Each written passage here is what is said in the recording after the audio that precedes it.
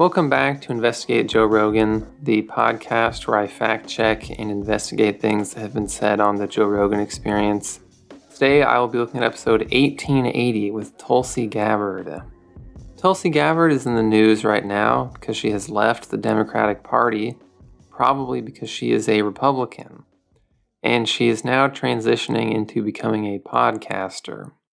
She came on JRE to announce this new career move and to tell everyone that society is going to collapse very soon. But before they really get into talking about how everyone is going to die, Rogan says that a school had to put a litter box in the bathroom for a furry. As a lot of you probably already know, this is not a real thing that happened. What's funny though is that so many people think this is real, that a bunch of different schools have had to make official announcements saying that they did not put a litter box in for any furries. This is actually a pretty old internet meme that goes all the way back to the 2000s. If I was the principal of a school, what I would do is I would have a rocket on the school grounds, and then the furry students would go in the rocket, and then the rocket would be shot into the sun. I think that's probably the best solution for furries, bronies, and other such groups. In the second half of the podcast, things get a little bit more serious. They mostly talk about Ukraine. Tulsi says that the war could cause a global famine and there will be food shortages everywhere, you will die, no sandwiches, etc. Tulsi is not the only person who thinks this. If you go to your local conspiracy theorist today, they will probably tell you that there is a massive global famine coming up very soon, probably in 2 more weeks, this will happen, and you will die. This is based on a misunderstanding of how much wheat Ukraine and Russia actually produce. The bread that you get in the bread aisle does not come from Ukraine. It comes from America. America produces a massive amount of food, and it would be logistically absurd to import bread from Ukraine for you to make sandwiches with. This goes for all countries. While wheat does get exported and traded, the vast majority of wheat is eaten in the country it's grown in. The reason people think bread comes from Ukraine now is because of headlines that say things like 25% of all traded wheat is in Ukraine and Russia. These headlines are true, but that's just traded wheat. Most wheat isn't traded at all. Ukrainian and Russian wheat is less than 1% of all the world's consumed wheat. According to the United Nations Food and Agriculture Organization, this year's forecast for cereal production is 2.7 million tons. Which is actually slightly higher than the 2018 to 2020 average. Meat and milk production has also actually increased recently as well. Now, if you want to continue believing that a global famine is imminent, you can just say the UN is run by the Antichrist, this is all fake, and you can ignore me. You are totally free to do that if you want to, and I know some of you will in fact do that. That is fine. Now, before I go into what Tulsi has to say about Ukraine, I think it's a good idea to talk about her origin story a little bit. I think it provides some important context for who she actually is. Unbeknownst to most people, Tulsi is a member of the Science of Identity Foundation, which is a Hare Krishna spin-off created in the 70s by a white hippie guy named Chris Butler. In interviews, she has referred to him as her guru and spiritual leader. When she was a kid, she went to a special Science of Identity Foundation boarding school in the Philippines. She is still very much involved with this group. When she ran for president, basically her entire campaign staff were members of the Science of Identity Foundation. Who else contributed to this campaign? That is the reason we all have to hear about this person in 2022. Well, her biggest donor was Sharon Tennyson, who is the creator of the Center for Citizen Initiatives. The name is comically vague, but it is just a group that spreads pro-Russian propaganda in the US. Sharon Tennyson has been detained before on suspicion of being a Russian agent and is basically a professional Putin shill. In 2020, she said, Putin continues efforts to create venues to bring peoples and countries together. I mean, I guess bringing countries together is one way to describe what he's doing. Hitler brought a lot of countries together in a certain sense. Not exactly in the same way that, say, the Olympics brings countries together, but you get what I'm saying.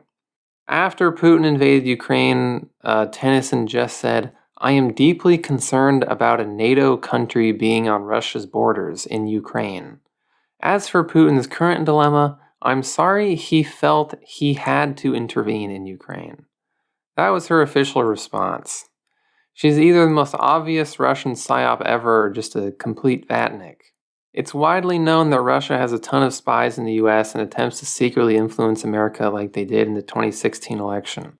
It's just a little suspicious that the most outspokenly pro-Putin politician, Tulsi Gabbard, is funded by an organization that blames NATO for everything and was supposedly just started by a random American woman who happens to love Putin. I mean, if you think this is a totally organic thing that just sort of happened on its own, I really don't know what to tell you. Your PSYOP radar may not be functioning properly. Tulsi says that the Ukraine invasion is America and NATO's fault. At no point does she ever even imply that Putin might somehow be in the wrong here. She didn't even do the usual thing people do, which is where they say, "Whoa, hey, I don't like this Putin guy." They're all Italian, by the way. Oh, whoa. I'm not saying war is good, but I mean NATO is at fault too. That's what people usually say. She doesn't even say that. She just directly says, this is NATO's fault. What she doesn't do is ever explain how exactly this is NATO's fault. Her and Rogan both talk in this episode about how long-form content like podcasting is great, because you can actually explain your positions and you don't get cut off. But it doesn't matter if you talk for 2 hours if you never actually explain what your argument even is. A lot of people fetishize really long videos now, but in reality, most of them have very little to say. The actual information conveyed in this interview could be condensed into about 5 minutes. Anyway, in support of this idea that NATO is really to blame, Rogan brings up an interview on the Colbert Report with a guy named Gideon Rose, who was a magazine editor for a think tank. First of all, maybe I'm just too young to get it, but I do not understand what the appeal of the Colbert Report was. Maybe this is one of those things where you kind of have to be a boomer to get it. I really don't know. It clearly comes from a bygone era of politics to me. Kind of like how candidates used to campaign across the country on trains. That sort of ancient thing. So this guy Gideon Rose basically says that Ukraine wanted to join NATO, and some people in NATO wanted them to join too. But then Russia bribed them out of it by giving them $15 billion, and they ended up never joining. Rogan and Tulsi both act like this is some sort of huge revelation that they've dug up here. They both react to this video just like, whoa, I can't believe NATO would say this. Can't believe they revealed their secrets on the Colbert Report. Whoa, where'd you find this? This is all public information that everyone has known about forever, and their reactions are weird and inexplicable. According to Putin himself, part of why he invaded Ukraine was to prevent Russian genocide and denazify the country. Most of you probably already know this, but he said that he needed to free Ukraine from their secret Nazi overlords. This is part of the official reasoning for why they invaded and is never brought up in this episode. I'm forced to conclude that Tulsi must actually believe this incredibly transparent lie, since she thinks Putin is in the right and never brings this up. Before they invaded, Russia said they wanted all NATO troops out of Eastern Europe and they wanted to get veto power over whether or not Ukraine would ever join NATO. This would mean that they would be making decisions for Ukraine, essentially invading their sovereignty without actually physically invading. Remember, according to Tulsi, NATO is the bad guy here, and Ukraine should have just gone along with all of this. Russia also explicitly said that they would not invade Ukraine many times. In 1999, Russia signed the Charter for European Security, which says that all these countries have the right to freely choose their own alliances and security treaties. This year, after stationing a ton of troops on the border, they did a 180 on this and demanded that Ukraine be banned from NATO forever. The timing was suspicious, obviously. They did this knowing that NATO would say no and that then they could invade, which is what they wanted to do in the first place. Oddly enough, Tulsi says that Russia would never attack a NATO country and that they will never invade another country after this war is over. According to her, Ukraine will be the last country Russia goes to war with. So if we just give them this one, the problem will stop. She never mentions the fact that Russia said they would not invade in the first place. According to Tulsi, it is now up to America to end the war in Ukraine by negotiating a peace treaty where both sides give something up. Biden will have to do this now. Well, what exactly will Russia have to give up in these negotiations? They don't get all of the land that they stole. They only get to keep some of it. This would be extremely unpopular in Ukraine, the country that's actually being invaded, where polls show that the vast majority of people do not want to concede any land to Russia at all. But according to Tulsi, they should just give up now, give Putin what he wants, and just move on. It's not like Russia said, okay, NATO, don't do this or we'll invade. Oh, okay, you did it, now we're invading. They said, we're not going to invade, and then they invaded anyway. But I guess according to Tulsi Gabbard, we should just force Ukraine to give them some territory, write up a new thing, and then just go back to trusting that Putin won't do anything again and that he won't lie again. I hate to point out the obvious, but this is the exact opposite of how World War II started. World War II started with people making concessions to the dictator, not with people resisting the dictator. I'm sure everyone has already realized this, but I'm pretty sure that if Tulsi Gabbard was alive during World War II, she would have been having in-person meetings with Hitler and saying things like, well, hey, well, you know, the Treaty of Versailles is very unfair. It was very, very harsh. It put a lot of economic pressure on Germany. Hitler's grievances basically justified. And the Jews, I mean, hey, can't we all agree that the Jews can be kind of annoying sometimes?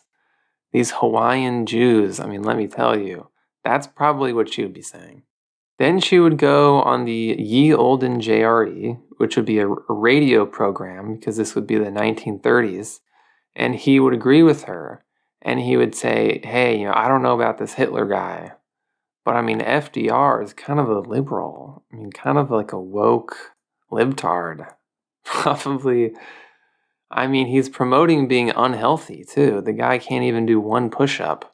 FDR should be doing HGH and tests let's get this guy walking again. This is pathetic. What's this guy's deal? Anyway, she says that this will lead to World War III and a nuclear holocaust. She doesn't say that it might. She says that it will. Unless we concede to Russia now, there will be a nuclear holocaust and the world will end, according to Tulsi Gabbard. That's what she says in this episode. She also says that this is really just another regime change war, like Afghanistan, where the US is trying to take over Russia. You can't make this stuff up. This is what she really says. Tulsi fundamentally does not understand like nukes or game theory or whatever. Her reasoning is just Putin has nukes, so we have to do what he says. Well, the great thing is that we also have nukes, so no, we don't have to do what he says at all. That's the Cold War. There it is. When Rogan asks if she's going to run for president again, she says she won't because it might be too late by then. As in, society might have already collapsed because of the nuclear strikes by 2024. This is either a huge cope because she knows there's really no way she could win in 2024, or a sign of extreme paranoia and delusion. Maybe both. Maybe something happened when Hawaii had that like fake nuclear scare. I think she might have like PTSD from that or something. The last time she was on JRE, in episode 1391, I believe it was, she was talking about North Korea and nukes. Well, you don't hear too much about that anymore. That has been forgotten. When this is all over, she'll probably move on to some other nuclear country. She'll come on JRE and talk about how China has nukes or something. Or she won't need to go on JRE because now she has her own podcast. Tulsi Gabbard has a bizarre ideology that's basically left over from the Cold War, but she's not like some sort of neo-McCarthyite. She's literally more like a neo-Soviet who thinks NATO is to blame and Russia needs to expand. This sounds crazy, but listen to the episode. That's literally what she's saying. I can only assume that her new podcast, The Tulsi Gabbard Show, will be some sort of apocalyptic preaching thing where she talks about nukes for hours with people like Lex Friedman and the Weinstein brothers. Her career is really heading in a weird direction here. The most I can say for Tulsi is that at least she is interesting. Most members of Congress, or former members of Congress, I should say, are very boring. You look on their Wikipedia page, it's about 500 words long, and it just says, yeah, this is Robert Bingus from Iowa. He went to Yale in 1989, and he loves Donald Trump. Tulsi has some real personality to her. She's very original. She has a cool backstory. And, maybe she's kind of in a cult. I hope the Tulsi Gabbard show becomes the new InfoWars now that Alex Jones has been sued into oblivion. I also hope that Hawaii is kicked out of the Union. I'm sorry, but it is time. I do not want to deal with Hawaiians anymore if this is what they're going to be like. Sorry if that offends you, but they have to go now. They will be fine without us. There's plenty of stuff to do there. I don't think Tulsi Gabbard is actually a Russian agent, as some people have implied. I think it's much more likely that she's just sort of a useful idiot, like Abby Martin, and like Joe Rogan now, I guess. And that other guy who's on recently, whose name I don't remember because it was too boring. Tulsi Gabbard supporters, I know you're listening to this. I know you're out there. I have gotten many emails and comments from you in the past, years ago. I told you people she wasn't going to win in 2020, and you sent me all those charts and infographics. Well, how did that turn out? It's time to get with the program. NATO is going to win, like usual. This is because NATO is made of the richest and coolest countries in the world, and Russia is a frozen AA meeting. Tulsi Gabbard is not going to hold public office again. Putin will eventually be replaced, and Russia will come up with some new, even weirder, and more ad hoc form of government. It's time to stop fetishizing Russia. They made some great books in the 19th century. They made some great movies in the 70s.